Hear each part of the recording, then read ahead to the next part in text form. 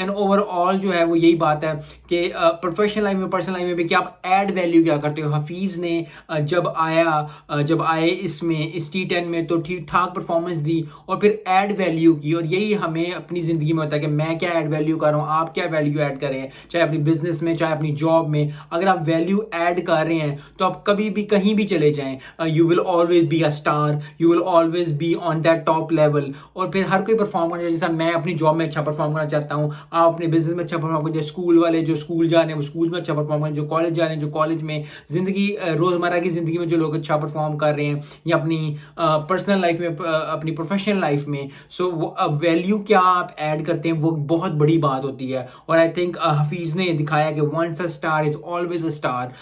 बहुत जबरदस्त performance. I think अगर ये series, man of the series Mohammad Hafeez हुए, 210 स्कोर किया, 7 विकेट, लेकिन अपार्ट नजर आए, जितनी भी तारीफ